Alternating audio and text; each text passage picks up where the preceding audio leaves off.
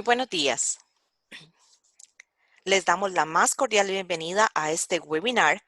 Para Banco Lafice es de vital importancia generar estos espacios, demostrando nuestro compromiso hacia todos ustedes siendo sus asesores financieros. Nos enorgullece decir que tenemos 35 años de brindar de manera ininterrumpida soluciones financieras en 11 países de la región. Creemos en la innovación como diferenciador competitivo y apostamos por la adquisición de tecnologías de vanguardia que nos permitan crear y diseñar productos a la medida de sus necesidades, con el fin de poder continuar asesorándolos día a día en sus negocios e inversiones para crecer juntos. A continuación, daremos inicio a nuestro webinar Cómo introducirse al mundo de las licitaciones públicas. Para esta sesión, contaremos con la participación del señor Iván Vicenti, licenciado en Derecho y en su trayectoria ha destacado como miembro de la Procuraduría General de la República, donde fue miembro en el periodo de 1990 al 2012. Actualmente, estas firmas como Deloitte y Grant Thornton, al final de la presentación abriremos un espacio para atender sus consultas con nuestro experto en el tema. Buenos días, don Iván. Muy buenos días y muchas gracias. Espero que estemos todos bien de salud. Y comentarle, primero que todo, darle el agradecimiento al banco por esta oportunidad y esta tarea a la cual se ha abocado de introducir temas de gran interés para las empresas a través de esta nueva forma virtual de compartir opiniones y generar comentarios. En segundo lugar, hacer una aclaración muy importante. La idea es no hacer de esto una charla jurídica, ni mucho menos, sino más bien atendiendo a la indicación de los personeros del banco, compartir con ustedes, digamos, los aspectos más fundamentales o básicos del tema de la contratación administrativa para tener un panorama general de base del cual podamos derivar algunas consecuencias que son muy importantes pensando en que la finalidad es ayudar a las personas o a las empresas que estén iniciándose en el camino de buscar contratar con el Estado, las instituciones, de forma tal que tengan un bagaje de información básico para entender las diferentes vicisitudes que se pueden presentar. Dentro de esta línea, el principal, digamos, línea temática que vamos a manejar el día de hoy es tener claro que el procedimiento de contratación administrativo y fundamentalmente la licitación pública es un procedimiento administrativo. Es una serie de actos concatenados que se van sucediendo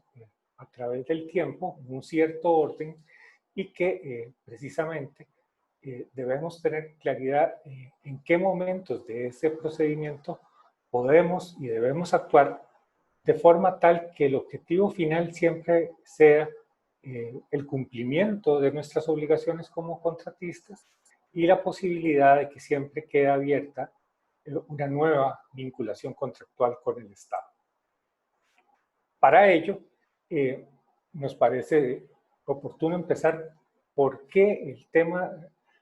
cobra tanta importancia en Costa Rica, por qué el tema de la contratación administrativa es un tema que siempre va a tener una especial atención de los medios de prensa y va a tener una constante indicación de que es un elemento que facilita o ayuda al progreso del país,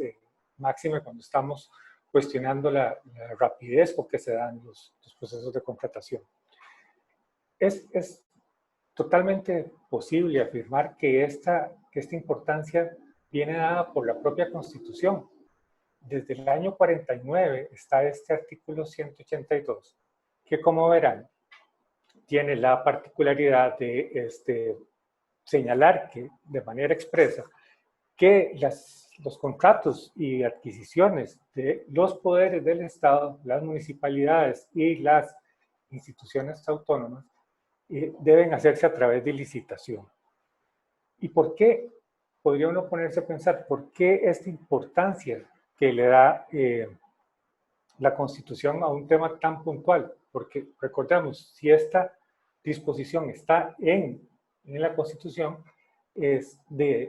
va a influir en el comportamiento de todo el resto de la normativa que se produzca, de las leyes y de los reglamentos. La explicación que se ha dado históricamente radica en lo siguiente. Uno de los temas fundamentales del movimiento revolucionario del año 48 no solo estaba dirigido a garantizar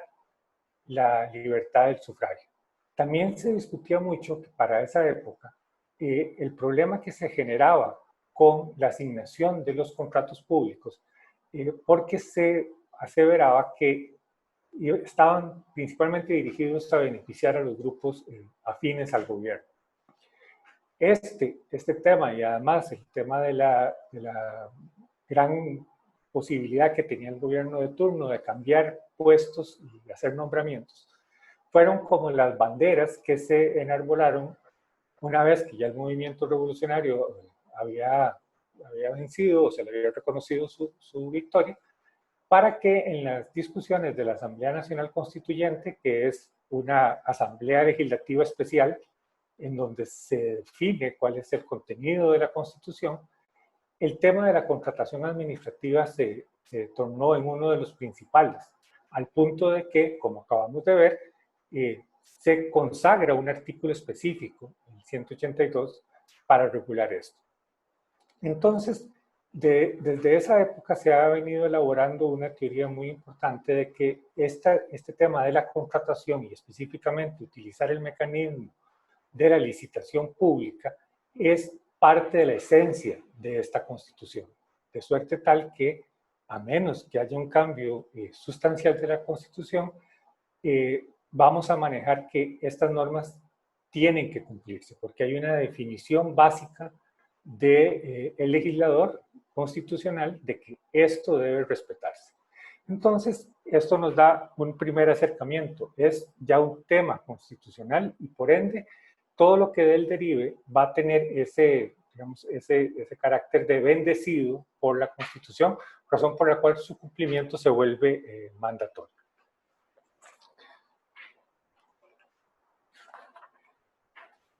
Hablamos de regulación básica para tener claridad sobre el marco de normas que son aplicables a los que deseen iniciar esta aventura de contratar con el Estado. El documento base, ya lo dijimos, es el artículo 182 de la Constitución, pero debajo de él ya todo lo que es la regulación en específico del procedimiento que vimos al inicio, está o viene dado por diferentes normativas y en diferentes rangos. Tenemos, por un lado, la Ley de Contratación Administrativa, que es el marco legal fundamental. Tenemos debajo de esta ley el reglamento de la Ley de Contratación Administrativa, que no solo desarrolla lo que ya tiene la ley, sino que introduce nuevos temas que son importantes a los efectos del debido cumplimiento de los contratos. Y uno que es fundamental, me parece a mí, es el conjunto de resoluciones que emite la Contraloría General de la República en el conocimiento de recursos que plantean los oferentes y que van dando una interpretación más justa, más pormenorizada de los elementos de la contratación que veremos a lo largo de esta conversación del día de hoy. Es importante tener en cuenta que cuando nos sometemos a un proceso de contratación con el Estado, estamos aceptando y dando por sentado que conocemos de toda esta normativa y que le estamos dispuestos a cumplirla. Y esta presunción es muy importante de manejar porque a su vez va a tener un condicionante en los eventuales reclamos que queramos hacerle al Estado, puesto que los reclamos no son libres, sino que deben formularse a través de los mecanismos que todo este conjunto normativo nos da. Incluso lo que menos se quiere, y se los digo con toda sinceridad, lo que menos como abogado yo recomendaría es lleve este asunto a un problema que termine en los tribunales de justicia. ¿Por qué? Porque los tribunales de justicia actualmente,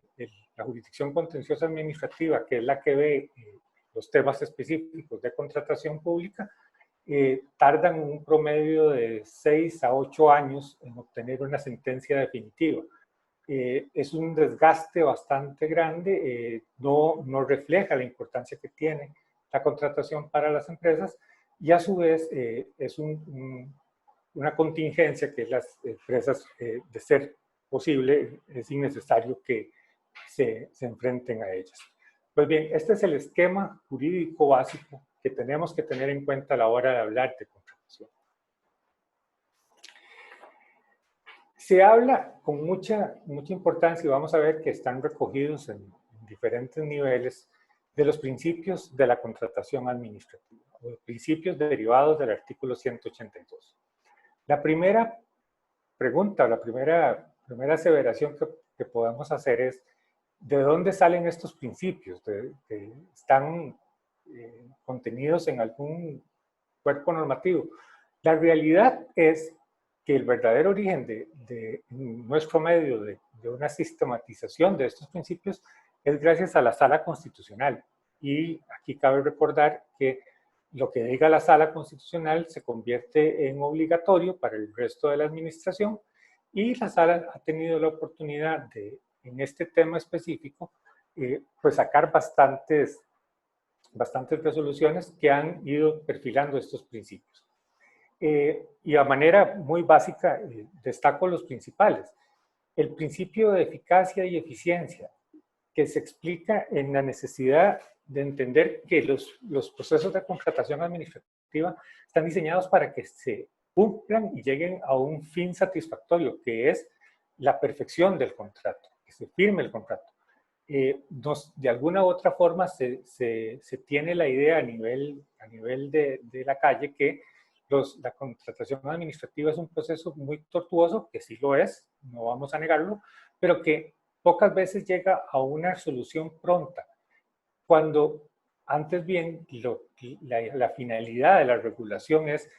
que se alcance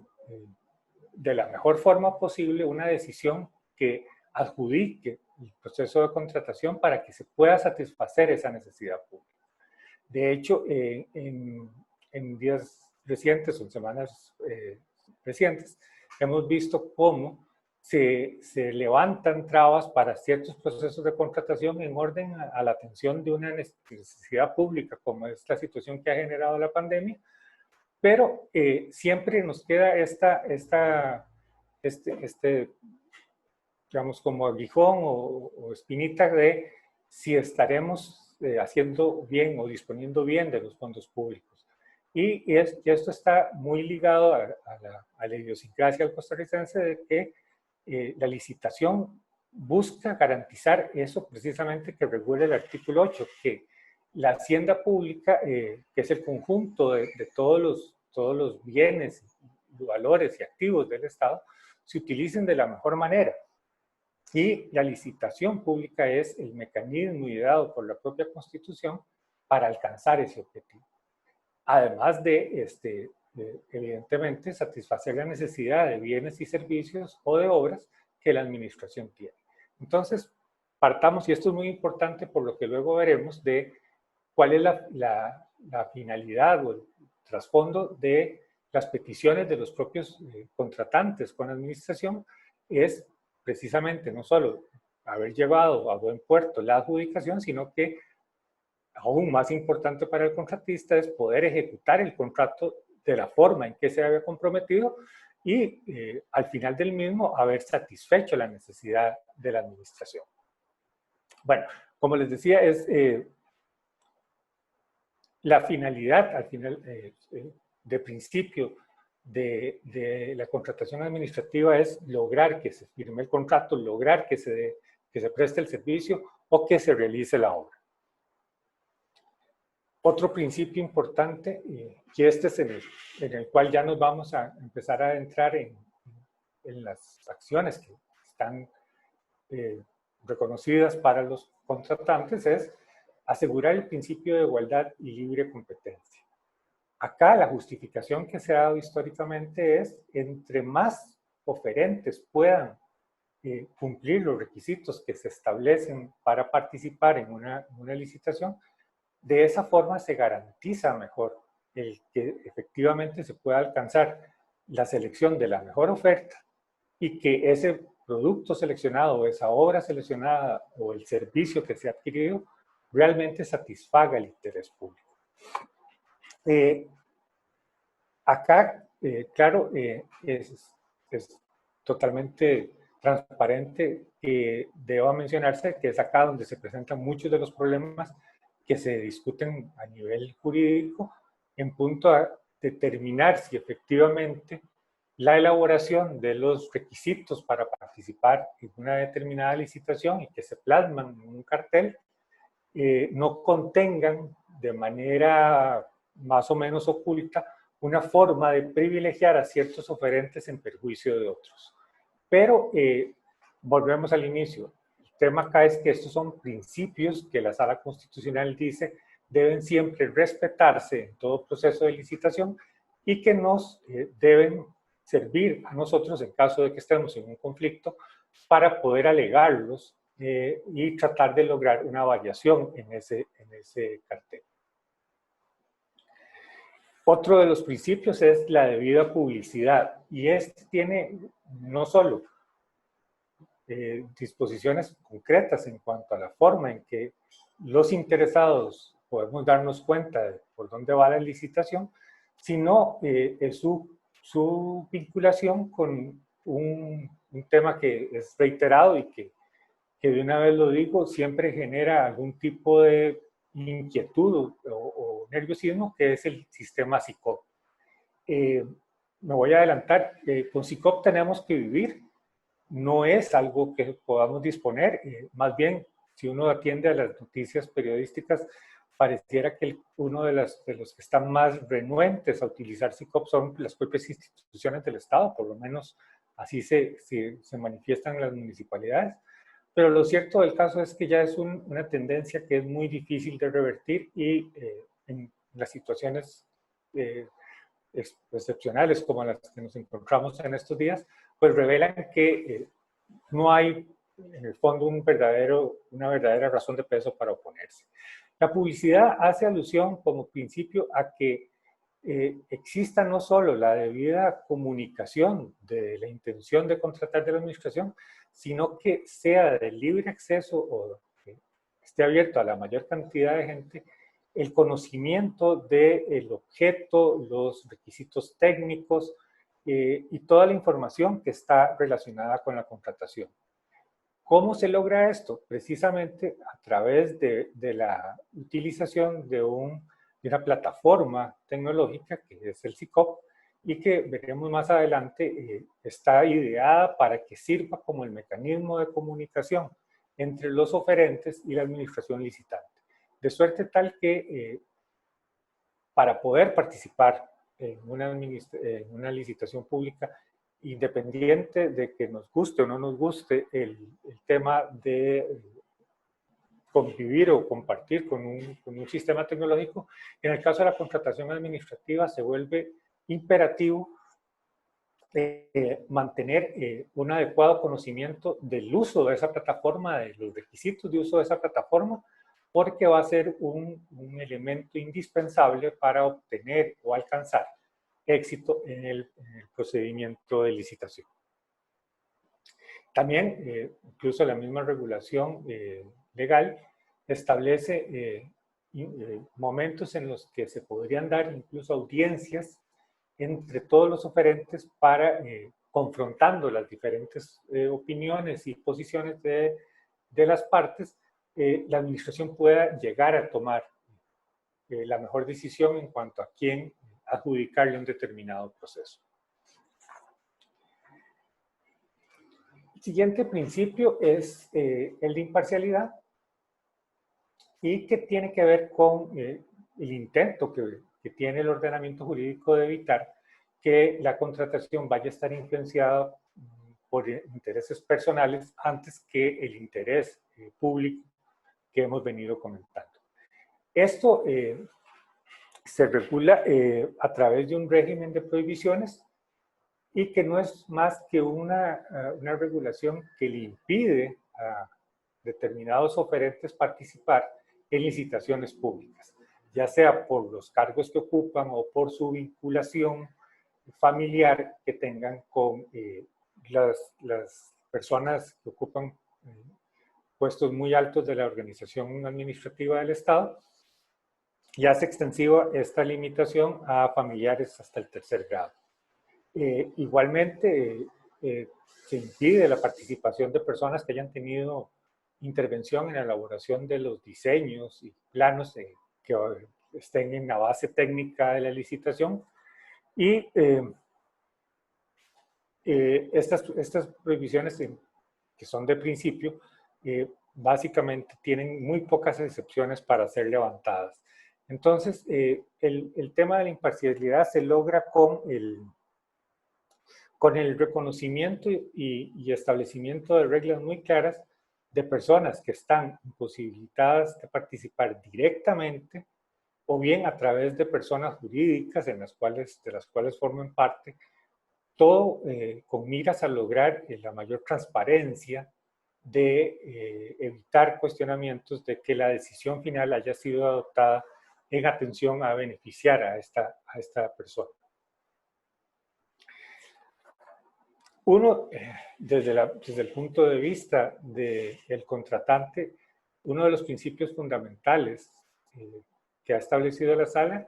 es el de intangibilidad patrimonial del contrato, y dicho en términos muy sencillos, es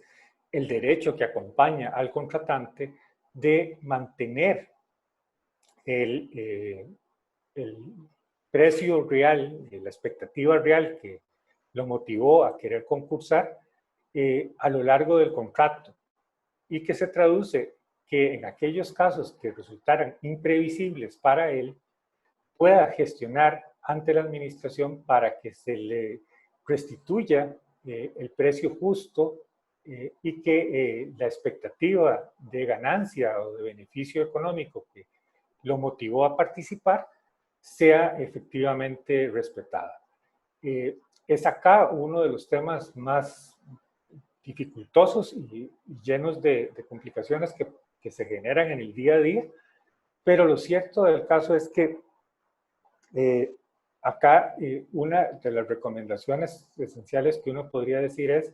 no pensando necesariamente en que vamos a tener que pasar por una fase de planteamiento de la petición del ajuste o el reajuste de precios, sino que muchas veces lo que se ve es la importancia de una correcta formulación de la oferta en cuanto al precio, evita o es una especie de garantía de que no vamos a llegar fácilmente a esta petición de que reajuste de precios. Recordemos, si se da esta petición es porque ya la expectativa de beneficio económico, la expectativa de rentabilidad de la contratación está presentando problemas. Se hace precisamente para que en el tiempo se ajuste y se restituya la posición del contratante. Pues bien, precisamente eso tiene una directa relación con la formulación correcta del precio que voy a ofrecer, y que si es adoptado, tomado en cuenta como adjudicable por la administración, va a incidir en el futuro de la contratación, en toda su fase de ejecución, y es por ello que debemos ser cuidadosos, porque obviamente tenemos una presunción de que la administración no va a estar anuente de buenas a primeras a hacer ese reajuste de precios, porque le va a significar un costo, y un costo mayor al que tenía previsto. De estos, podemos decir, son los 5 principios fundamentales de la contratación, y ahora me parece que son más que todo lo que les voy a compartir, son temas que siempre debemos tener en cuenta, que debemos siempre revisar casi como una especie de lista de temas a verificar, de forma tal que no nos llevemos desagradables sorpresas luego de iniciada nuestra participación. Como requisitos previos a cualquier procedimiento de licitación pública, tenemos que verificar que haya una específica orden de inicio por parte del jerarca, en donde vamos a encontrar, por lo menos esquemáticamente, una indicación de por qué se está iniciando el proceso, una indicación de qué es lo que va a ser el objeto de contratación y una estimación. Esa estimación, habíamos visto momentos atrás, que tiene que ver con el monto de dinero o el presupuesto, la partida presupuestaria que tenga la administración para hacer esa adquisición. También nos va a indicar quiénes son los órganos de la administración que van a tener relación con el trámite y quiénes van a estar encargados de la ejecución de ese contrato. Además, el tema de la disponibilidad presupuestaria, tema especialmente importante de retener cuando por el tipo de obra o por el tipo de servicio pueda tener varios periodos fiscales o periodos presupuestarios, de suerte tal que hay que verificar si se están tomando las previsiones para contar con fondos a lo largo de los diferentes periodos. E incluso la ley manda a que la administración cuente con un equipo humano y de infraestructura suficiente para verificar el fiel cumplimiento del objeto contractual. Todo esto, veamos, está a cargo de la administración y se presupone que está cumplido a la hora de que arranca, pero no por ello deja de ser importante que en una función de correcta apreciación de los elementos de la contratación, el oferente no solo busque, sino que acredite que se han dado estos elementos. En un proceso, y aquí es una de las principales diferencias que podemos establecer con respecto a una simple contratación privada, es el conjunto de derechos y privilegios, no entre comillas, porque sí son privilegios, que tiene la administración. Y vuelvo a un tema que va a ser recurrente. Recordemos que por estar en el ámbito de la contratación pública, existe una presunción de que los oferentes no solo conocen, sino que aceptan las regulaciones que existen a nivel legal y reglamentario. Esto nos da una buena idea de que cuando analizamos los derechos que tiene la administración dentro de una contratación administrativa, no nos tenga que sorprender toda una serie de prerrogativas que tiene. El primero es el que acabo de comentar, que es la posibilidad y la imposición que nos hace la administración de obligarnos a aceptar todo el ordenamiento jurídico. Y acá es importante no ser simplistas y decir, entonces si me sujeto a la ley de contratación administrativa ya cumplí todo. No, no es tan cierto. No solo es la ley, es el reglamento, es el cartel. Y el cartel vamos a dedicar algunos minutos porque considero que es el instrumento jurídico más importante para los efectos de una contratación ya en particular. Pero cuando nos enfrentamos a la administración y la administración nos dice, usted quiere contratar, usted se sujeta al ordenamiento. Claro, no solo es la ley, es el reglamento, es el cartel, es incluso las resoluciones de la Contraloría General de la República en aspectos específicos como el precio, requisitos para ejecución de garantías, incluso la legitimación para acudir a reclamar algún aspecto que nos parezca impropio. Todo eso ya viene como un paquete que debemos comprar a la hora de empezar a licitar con el Estado. Yo acepto, y aunque sea una ficción, supongo que conozco toda esta reglamentación, razón por la cual, perdón, la voy a cumplir. La administración tiene incluso competencias extraordinarias que en caso de, como una de ellas es la rescisión unilateral, que es la posibilidad de dar por terminado el contrato por razones estrictamente de orden público o de interés público. Posibilidad que, digamos, no es tan clara a nivel de entre privados. La rescisión genera una obligación de indemnización, pero solo por los gastos que se hayan ejecutado incluso si es por un tema de orden público o de interés público, se puede reconocer un perjuicio o daño que pudo haber, que demuestre haber tenido el contratista como expectativa razonable de haber cumplido el contrato bajo condiciones normales. Pero esta posibilidad siempre está latente, no es que se va a definir para cada contratación, es un principio básico de la contratación, este poder que tiene el Estado. Igualmente, la posibilidad de resolución contractual. Figura que más bien ya no es un tema de la necesidad de tener que parar el contrato por una razón externa, sino porque en el caso de la resolución contractual lo que existe es un incumplimiento comprobado del contratista, lo cual me lleva a mí como administración a buscar la forma de poner fin a esa contratación,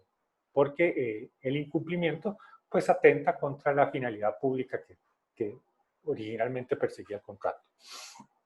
Acá la consecuencia más lesiva para el contratista es no solo que va a perder las garantías que haya depositado por los requisitos propios de la contratación, sino que además se le puede abrir una contingencia de venir obligado a resarcir el remanente no cubierto por la garantía de daños y perjuicios que se le haya causado a la administración. Y tengamos claro, ¿quién va a definir el monto, el alcance de esos daños y perjuicios? Obviamente va a ser la propia administración la que va a desarrollar los procedimientos para establecer, y de ahí en adelante el contratista asume una posición de defensa para tratar de desacreditar la posición de la administración. Pero en el fondo, lo que quiero resaltar es que siempre es un tema de privilegio o de posición superior de la administración frente al administrado. También otro privilegio que se le asegura a la administración es la posibilidad de modificación unilateral, que es afectar, ya sea al alza o a la baja, hasta en un 50% el objeto de la contratación. Piénsese que en estos momentos las contrataciones con la Caja Costarricense del Seguro Social, por decir un ejemplo, podrían generar la posibilidad de que la Caja acuda a este mecanismo, respetando el precio originalmente pactado, se incremente el objeto a entregar hasta en un 50%. Acá, insisto una vez más, en la definición que tiene que hacer el oferente del precio con el que va a concursar, todos estos factores propios de los conocedores de la materia financiera deben ser valorados y tenidos en cuenta para que no vayan a darse situaciones a futuro que por haber fijado un precio muy ajustado a la normalidad se vea seriamente afectado por el acaecimiento de situaciones imprevistas, como nos es evidente a todos y cada uno de nosotros desde el mes de marzo pasado. Nada más una consideración muy técnica, porque es una situación que se repite muy a menudo en casos de equipos tecnológicos en especial, pero equipo de alguna manera científico o tecnológico, se parte de una presunción de que la administración tiene el derecho a recibir la última versión, el tope del avance tecnológico al momento de definir el objeto, de suerte tal que es un presupuesto que está a favor de la administración. Otro derecho adicional de la administración es el de la fiscalización, que es aplicable a todo lo largo del proceso de contratación, pero fundamentalmente importante es en la fase de ejecución. Puede o significa la posibilidad constante de que la administración esté revisando que las cosas se cumplan. De hecho, solicitar la corrección de cualquier incumplimiento que haya determinado. Digo que es importante porque igualmente es un requisito esencial a tener en cuenta por el contratista de que esa fiscalización se materialice en comunicaciones claras de lo que quiere la administración, por qué lo quiere, y que a su vez le permita al contratista ejercitar también su derecho a requerir de la administración contratante por los mecanismos oficiales que se dé efectivamente ese cumplimiento o que se ajusten las condiciones de ejecución contractual. ¿Por qué? Porque muchas veces lo que se encuentra uno en la práctica, en casos concretos, es que no se dejó debida constancia de los temas que se iban presentando a lo largo de la ejecución, de suerte tal que después se quiera hacer algún tipo de reclamo con base en lo que el encargado del contrato dijo o lo que se acuerda que dijo en algún determinado momento. Lo que aquí es la aplicación de aquel sometimiento que vimos al principio al ordenamiento jurídico nos lleva a que frente a este derecho a la fiscalización que tiene la administración, siempre vamos a tener un deber correlativo de que nuestra posición frente al contrato, a su fase de ejecución, a los eventuales incumplimientos de la administración, debe ser formalmente remitido a través de los canales que se hayan definido y ya recomendación estrictamente personal es que siempre quede debidamente acreditado, no solo a través del proceso, del mecanismo de SICOP, sino a través del sistema tradicional de papel con sello de recibido de la institución contratante. Otro derecho adicional de la administración es la posibilidad de ejecutar las garantías. Ya veremos algunas relacionadas con el tema de la oferta, otras con el tema ya posterior a la adjudicación. No solo que es un tema que no genera ningún tipo de cuestionamiento de la posibilidad de exigir estas garantías, pero sí un tema que es muy importante verificar a la hora de iniciar nuestra relación con el Estado es determinar en el cartel cuál va a ser el procedimiento para que la administración, en caso de ser necesario, pueda ejecutar las garantías. Y acá la tendencia que se ve en los últimos años es que cada vez más se va a requerir que la administración, en caso de que quiera ejecutar una garantía, deba seguir un procedimiento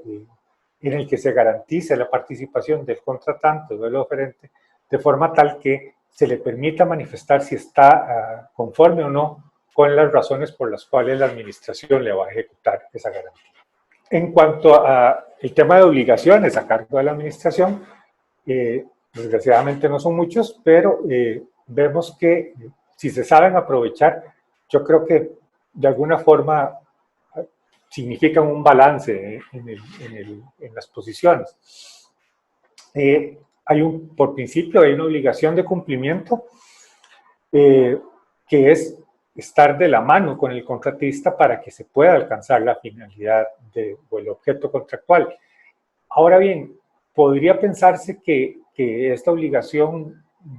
ya por sí misma evitaría los problemas. Eso no es cierto. En realidad, de hecho, las licitaciones públicas de obra pues van a generar siempre desavenencias o contradicciones entre lo que la administración pretende y lo que el contratista puede hacer. Sin embargo, es un principio y como principio siempre es bueno citarlo en cualquier gestión que hagamos frente a la administración. No solo porque deja consignado que estamos haciendo el requerimiento, sino porque además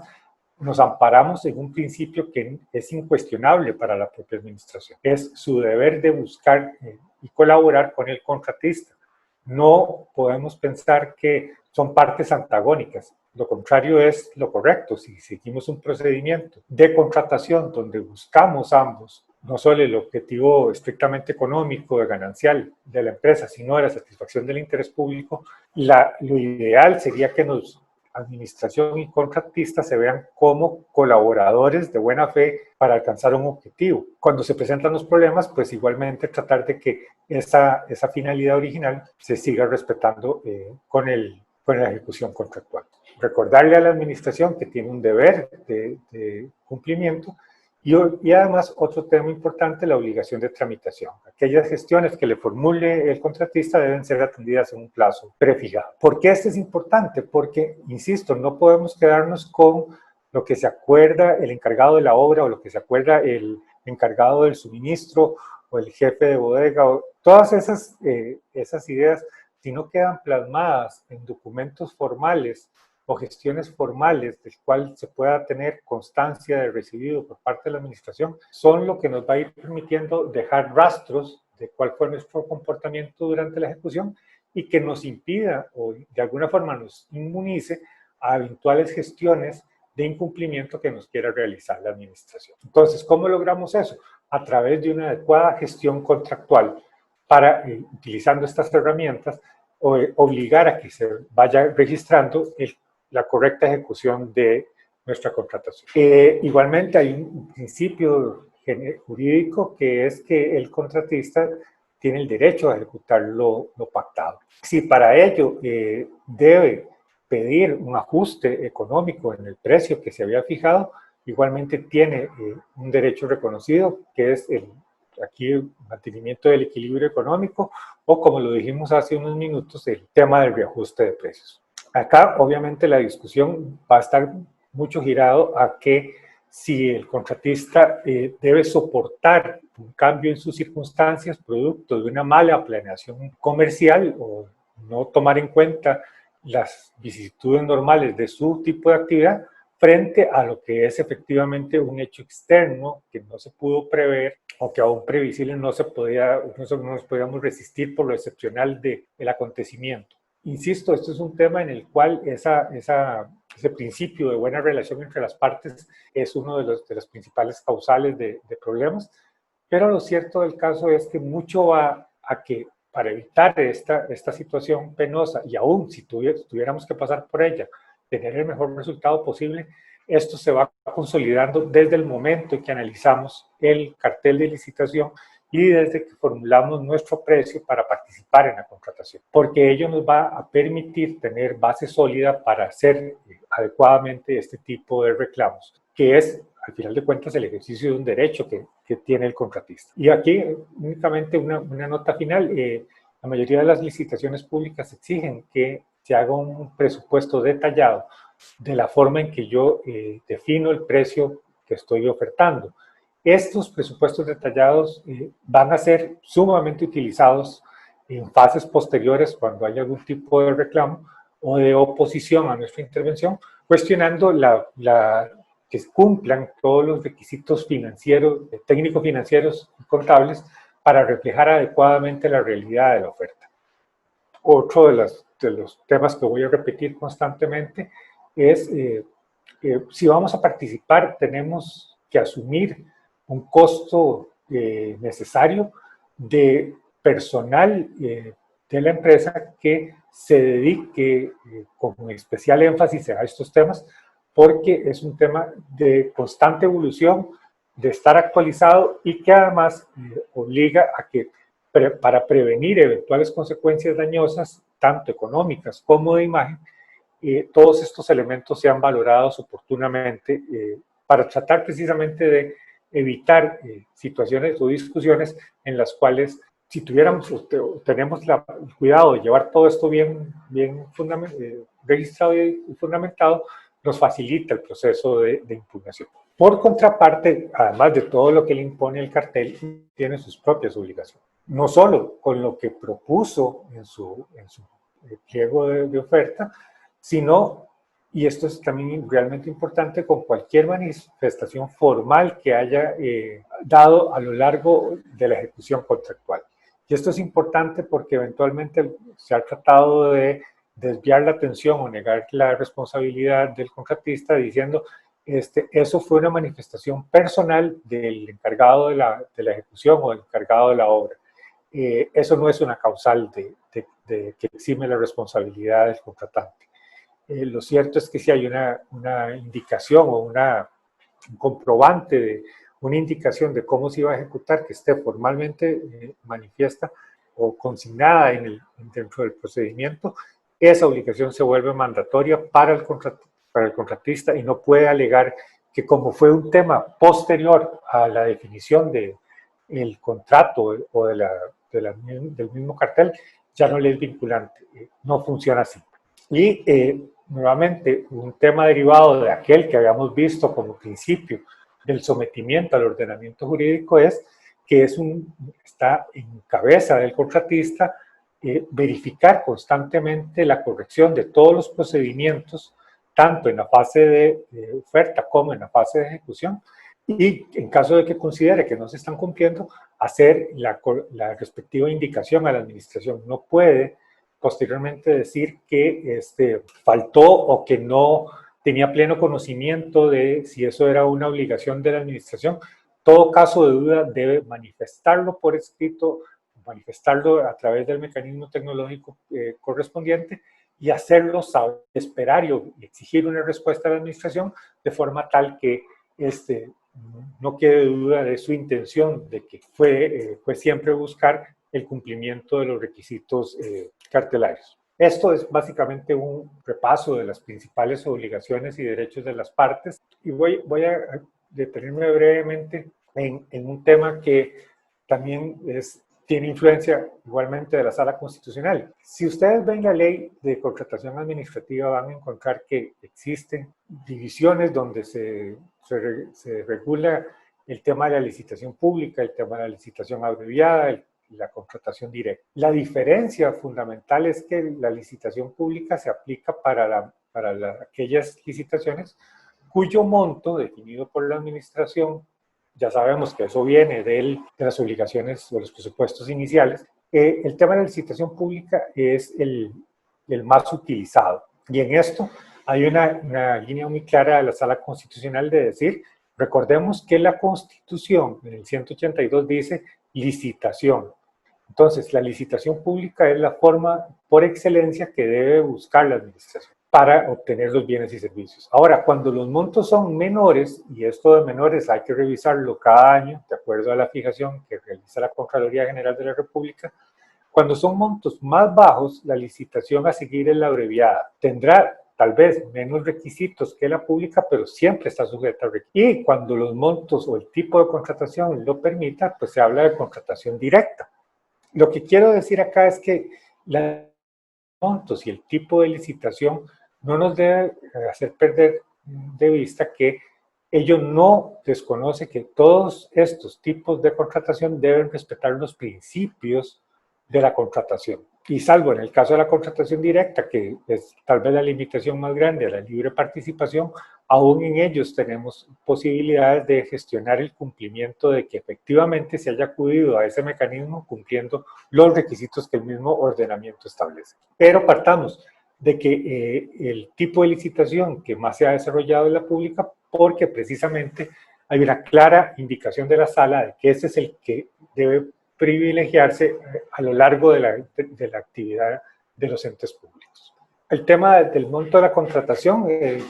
algunas veces no está fijado tan claramente, debería ser, cuando ello es posible,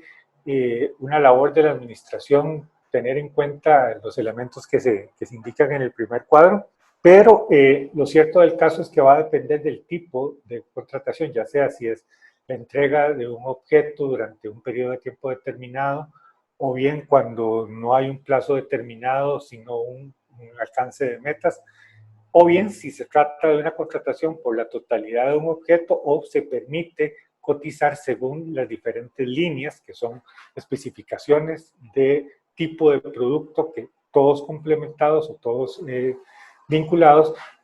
satisfacen la finalidad de la administración. Lo cierto del caso es que ese monto vamos a tenerlo como el techo sobre el cual la administración puede contratar y obviamente desde nuestro punto de vista como oferentes vamos a tratar de llegarle lo más cerca posible para obtener o cumplir el tema del mejor precio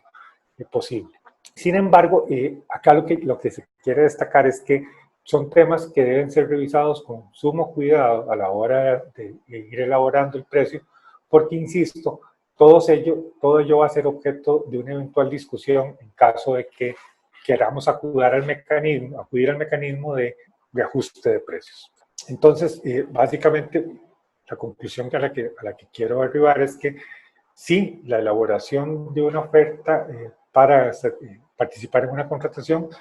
involucra incluso una adecuada ponderación de valorar si el monto que está definiendo la administración para ese específico contrato es un monto realista y al cual nosotros nos podamos sujetar, incluso previendo las variables que pueden presentarse en la fase de ejecución. Cambio de tema. Nada más para tener claridad, mucho se habla del tema de las garantías, sin embargo hay que tener claridad de que básicamente se regulan tres garantías que pueden utilizarse en sistema de contratación pública. La de participación, que es la que se exige para mostrar la seriedad en el trámite que va desde la publicación del cartel al momento de la adjudicación, que se fija entre un monto del 1 al 5% del objeto económico ya definido, como lo acabamos de ver. Y esto viene regulado en el propio cartel. Busca, como lo dice la Filmina, asegurar que el oferente va a mantener su propuesta hasta el momento en que se adjudique. La otra, la que incide más en el patrimonio de los oferentes, es la de la garantía de cumplimiento, que es una especie de previsión que toma la administración obligando a que el oferente le entregue una orden condicional o un mecanismo incondicional de pago para eventuales problemas que se vayan dando en la fase de ejecución. Esta garantía de cumplimiento es como un mínimo que la administración puede eventualmente discutir por los incumplimientos del contratista y hacerse con esa indemnización garantizada. No significa, y esto es muy importante, no significa que a eso se va a limitar lo que el Estado quiere. Va a ser una base y como tal que soportará hasta donde lo permita su monto económico. Si el daño que está cobrando la administración es mayor, pues la administración se irá contra el patrimonio de la empresa y contra sus bienes. Entonces, no creamos que porque existe una garantía de cumplimiento con esto ya se inmuniza los reclamos que pueda hacer la administración. A la par de estas garantías que son las normales y cuya definición la vamos a encontrar en el cartel, también tengamos en cuenta otras figuras que son muy importantes, las multas y la cláusula penal. La multa, básicamente diseñada para resarcirse de los daños relacionados con los defectos que pueda presentar el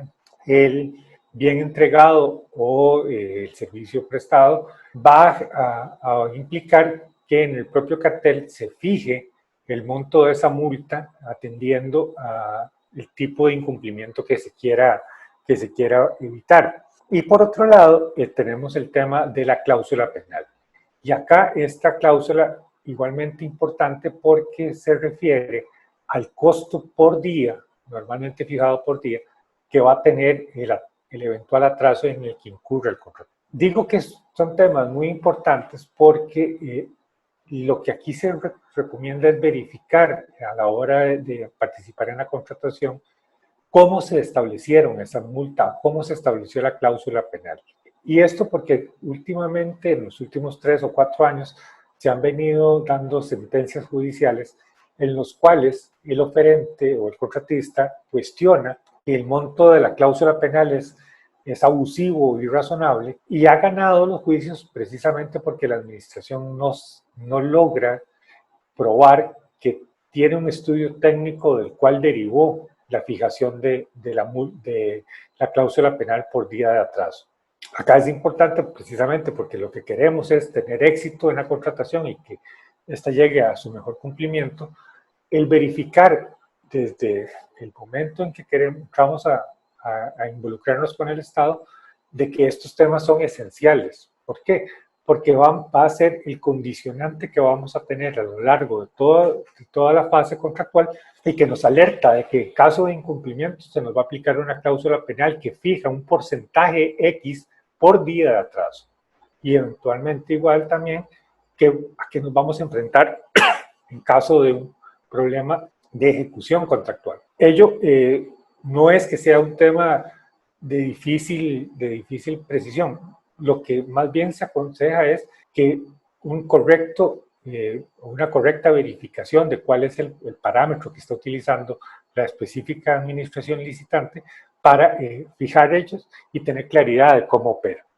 Otro problema, otra regulación especial, vamos a ver, mejor decirlo así, es que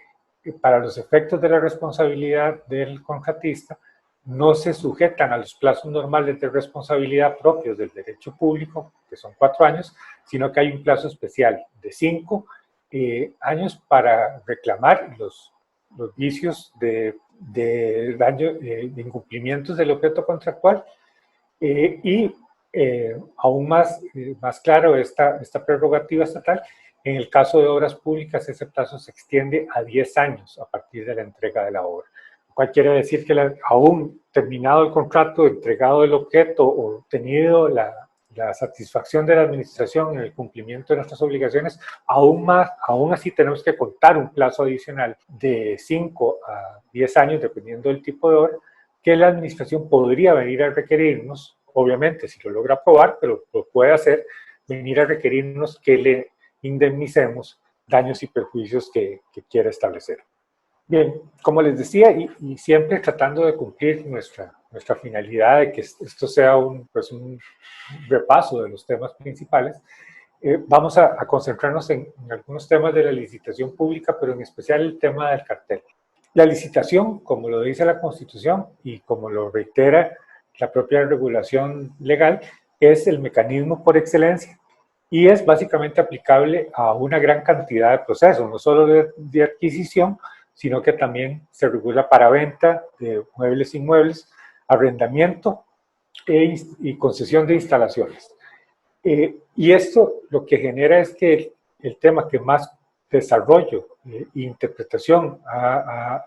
tiene es precisamente la licitación pública y sus principios informan todos los demás procedimientos especiales. La licitación, digamos, como finalidad a alcanzar a través de la licitación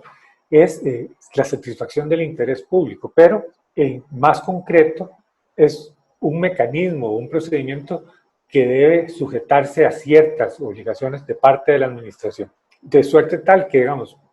lo que uno le podría exigir o presupone que se le puede exigir a la administración es que si va a iniciar una licitación pública, cuente con los estudios que justifiquen la necesidad de adquirir o construir o recibir un determinado servicio. También que en la formulación del cartel, donde se van a fijar las reglas específicas de esa contratación, se haga de forma que respete los principios de contratación y que sean claras las obligaciones y los condicionamientos a que va a someterse el contratista, y que además establezca un sistema justo y razonable de valoración de las ofertas, de forma tal que al final de cuentas se pueda alcanzar, insisto una vez más, el objetivo de la licitación, que es la adquisición de la mejor oferta posible para satisfacer ese bien. Acá es fundamental retener un tema que la Contraloría General de la República ha definido con total claridad. En la ejecución de estas fases, de estos presupuestos, está contenido siempre un principio que denomina de discrecionalidad. La administración no puede ser obligada a realizar una licitación pública. Podemos exigirle que satisfaga criterios técnicos o criterios de cumplimiento de los principios de contratación administrativa, pero una vez que ya tomó la decisión, y recordemos, aún más, esa decisión tiene que estar dentro del marco del programa anual de adquisiciones, tiene que haber una orden o una decisión de inicio del jerarca, pero aún más de eso, no podemos ir y pretender que la administración, en vez de utilizar piso de terrazo, alfombre o para determinados habitamientos de edificio, pues que compre solo lapiceros rojos de determinadas características y no cualquier lapicero que cumpla la finalidad de servir como un instrumento de escritura. Pues, me acuerdo en este momento de una noticia que sale ayer que tiene una obligación de contratar 17,000 o no sé cuántos paraguas negros. Todo ello tiene, a pesar de que no nos parezca, pero va dentro de la lógica de la discrecionalidad administrativa. Y esto es importante porque cuando vamos a oponernos a un determinado conjunto de requisitos cartelarios, no es solo que no nos parezca, es que lo que tenemos que probar es que la definición que ha hecho la administración de esa discrecionalidad se enfrenta, choca o es contraria a los principios de la contratación administrativa. No es solo que no nos guste, es que lo que tenemos que hacer para superar esa mala decisión de la administración es demostrar que la decisión como tal, lo primero que afecta es el cumplimiento del objetivo público o fin público de la contratación, o bien que de alguna u otra forma impide la libertad de participación. Entonces, es importante retener que siempre va a haber un tema discrecional de la administración en cuanto al objeto, la oportunidad de hacer esa contratación, y que eso no está dentro del ámbito de lo que yo le puedo exigir o reclamar. Lo que sí es que todas aquellas definiciones que se hayan hecho en el establecimiento del cartel pueden ser cuestionadas en la medida en que logre demostrar que atentan contra los principios de la contratación o que atentan contra el objetivo que se persigue. Si estoy contratando lapiceros para que sirvan como una herramienta para el empleado de forma tal que registre adecuadamente, la discusión que nos vamos a enfrascar es si es razonable o no que se hayan establecido limitaciones para que determinados lapiceros no puedan ser ofertados, pero no la decisión de comprar los lapiceros. Y para avanzar, ya casi concluyendo nuestra intervención del día de hoy, hacer algunas referencias. Y esto, con toda la transparencia del caso, les digo, es una opinión muy personal de las cosas que he visto a través de mi ejercicio profesional, y se define en términos muy sencillos en esto. La atención principal del contratista que quiere involucrarse con el Estado es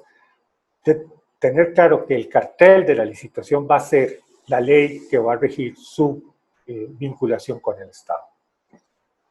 No es solo que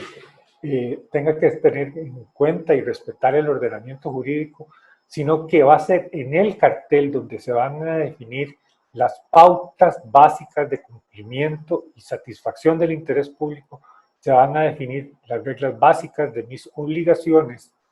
y además de lo que puedo o no esperar de esa contratación. Entonces, incluso ahí se menciona, y es un tema que se discute ampliamente, pero vamos a ver, para los efectos de hoy no es necesario hacer una distinción tan precisa. Es que desde el mismo momento que se cumple a cabalidad un cartel y se ha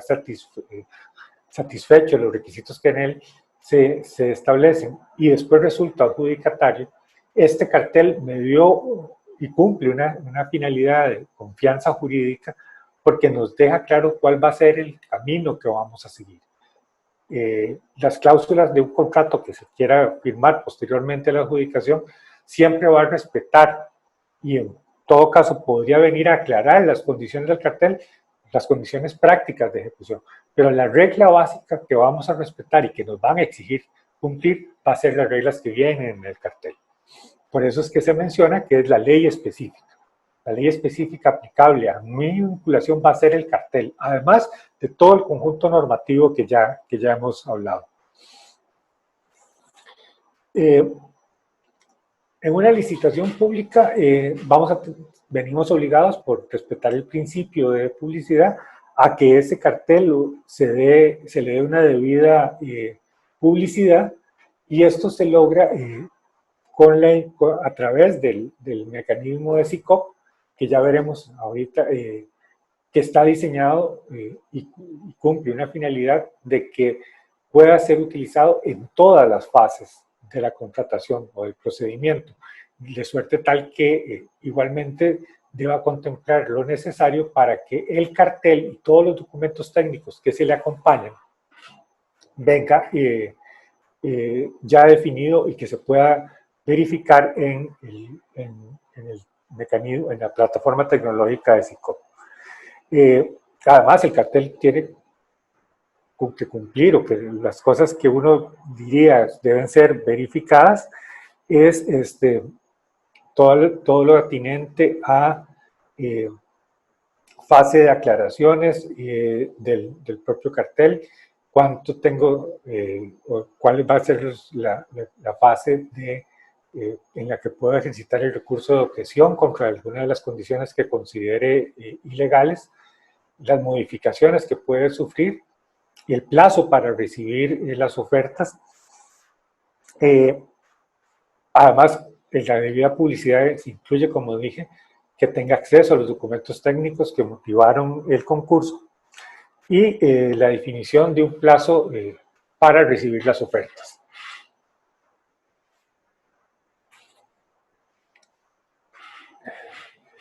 Tiene que regularse la posibilidad de interponer el recurso de objeción. Ya vamos a ver que la única precisión jurídica que me interesa con claridad de establecer el día de hoy es que manejemos correctamente que el recurso de objeción es contra el cartel, mientras que el recurso de apelación es contra el acto de adjudicación. Esta terminología, Contraloría, la Contraloría en sus resoluciones la reitera constantemente la importancia de saber qué tipo de recurso es para cada caso. También va a contener el cartel ya las reglas específicas sobre las garantías e incluso puede establecer condiciones especiales o adicionales para el tema de precalificación de las ofertas de forma tal que solo se escojan un grupo de ellas de manera previa al siguiente fase, que sería la fase de calificación definitiva. Y esa calificación se va a hacer ¿con qué? Con el parámetro de valoración de las ofertas que el propio cartel va a tener. Entonces, eso también lo debemos verificar en ese propio texto. ¿Cómo se va a subsanar los defectos de las ofertas? Y además establecer cuáles de aquellos son subsanables o no. ¿Cómo se va a emitir el acto de adjudicación? ¿Qué requiere ese acto para ser válido? ¿Cómo se regula el recurso contra el acto de adjudicación? Que ya lo dijimos, es la apelación. Poco revocatoria porque en algunos casos, dependiendo del monto del objeto económico, no tiene apelación ante la Contraloría, pero sí tiene revocatoria. Eso es necesario verificarlo al inicio de cada contratación. Y un tema muy, muy importante que lo he visto en los últimos años es que a la par de un objeto económico específico y de fijar los requisitos para la forma en que se va a ofertar el precio, si va a haber una fase subsecuente de que después de abiertas las ofertas se puedan hacer mejoras de precio, tiene que venir regulado. Esto en algunos casos se ha convertido en una estrategia en cierto tipo de licitaciones, es ofertar un precio que no necesariamente es el que más se ajusta, pero que tiene una ganancia X, y si veo que hay una posibilidad de que me vayan a quitar la licitación por una cuestión mínima de precio, hay una fase posterior donde se llega a decir, este es el precio final al cual estoy dispuesto a contratar, de forma tal que sea ese el que nos sirva como referencia. Eso debe venir en el cartel. Todo esto, digamos, lo debemos tener claro a la hora de ofertar. Después de realizada la valoración y después de tomado en cuenta todos los requisitos que el propio cartel estableció para llegar a alcanzar la mejor oferta, avanzaríamos a la fase de adjudicación, que también tiene toda una serie de requisitos que cumplir, como ser emitido dentro del plazo que originalmente estableció el cartel, genera, una vez que ha pasado su fase de impugnación y si no hubo impugnación o en todo caso se resolvió contrariamente al interés de la persona que apela, debe darse ya la fase de cumplimiento de la rendición de la garantía de cumplimiento, la firma del contrato, que es un acto de perfeccionamiento. Y es importante el contrato porque la mayoría de las veces la firma del contrato va a significar o va a permitir computar el inicio, la fecha de inicio de la ejecución contractual, que va a tener su incidencia a su vez en el tema del cumplimiento o no en plazo de las obligaciones. Y incluso hay casos específicos que van a requerir la obligación de mandar a la Contraloría para que se refrende el contrato. Como les decía, todo esto es un tema que va después de la fase de adjudicación. Digamos, lo que se percibe es que tal vez la parte más importante del momento oportuno para hacer todas las manifestaciones que consideremos atentan contra la correcta, libre o adecuada participación de mi empresa deben darse al momento de la objeción del cartel y no esperarse necesariamente a esta fase de adjudicación, porque incluso habíamos visto, Contraloría ha sido muy precisa en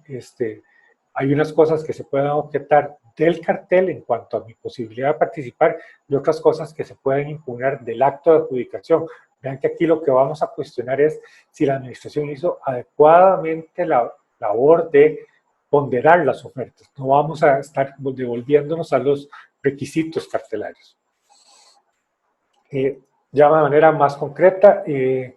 la objeción es un recurso plenamente regulado que se debe interponer en un plazo específico, el primer tercio del emplazamiento. Procede cuando se considere que se está afectando algún derecho fundamental de la contratación o hay quebrantos del ordenamiento o vicios de procedimiento. Y no es ejecutable que estemos cuestionando cosas del cartel en un momento posterior como sería el recurso de apelación.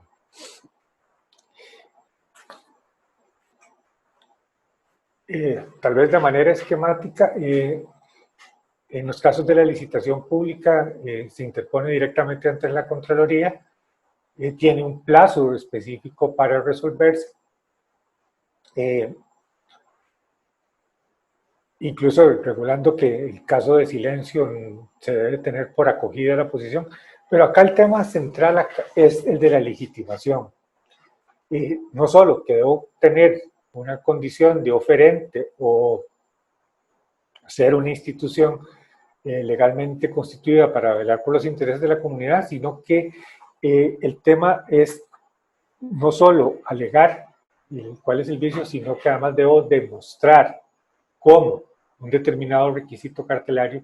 está incidiendo en los principios. Acá lo que la Contraloría ha sido muy enfática es, usted puede interponer el recurso, para eso están, para ejercitar el derecho de manifestar mi oposición, pero usted debe cumplir requisitos formales como la debida fundamentación o en caso de que usted esté alegando que hay elementos de prueba que acreditan una mala decisión de la administración, usted debe aportarlos, debe poder demostrar con prueba propia que el criterio técnico que utiliza la administración para fijar un determinado requisito está mal hecho desde el punto de vista técnico. Todo esto debe ser parte de una debida fundamentación del recurso, de suerte tal que, como siempre, no es solo tener la razón, sino saber cómo se manifiesta para que obtener un eventual resultado favorable. Don Iván. Sí, perdón. Le robo un minutito para tal vez entrar en la finalización de la presentación y dar un par de minutos para las consultas. Creo que Sí. La presentación ha sido sumamente enriquecedora y estoy segura que habrán algunos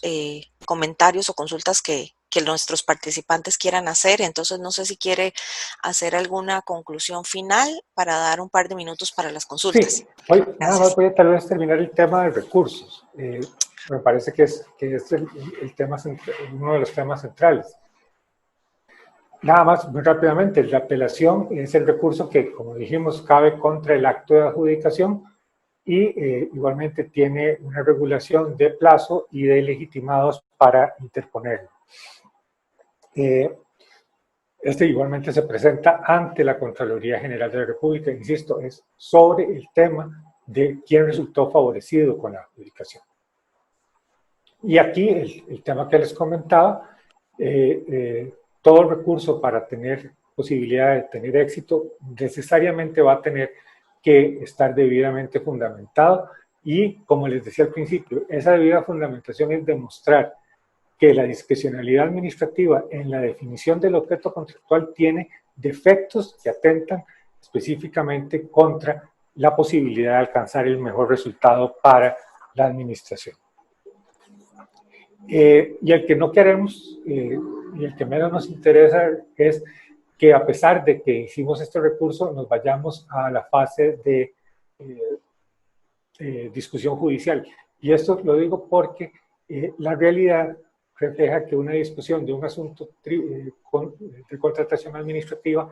tarda de 6 a 7, 5 a 7 años para obtener una sentencia firme. Lo que se debe tratar de arreglar es mejor tratar de arreglarlo en la fase administrativa y no en la fase judicial, porque es un tiempo de muchísima preocupación y que no es un mecanismo célere para resolver problemas. Muchísimas gracias, don Iván. Nuevamente les agradecemos por permitirnos ser un aliado para ustedes y por estar hoy en este webinar. Estamos seguros de que será de mucho apoyo para sus empresas y tal y como se lo mencionamos inicialmente, pues para Banco Lafice esto es muy gratificante poder ser un aliado también en el asesoramiento y en el enriquecimiento de sus conocimientos, sobre todo en un tema de contratación administrativa. Como les mencionamos, la presentación, así como el audio de la presentación, podrá estar disponible y podremos hacérselo llegar a través de sus ejecutivos de negocios. Muchas gracias. Buen día. Buenas tardes. Buenos días.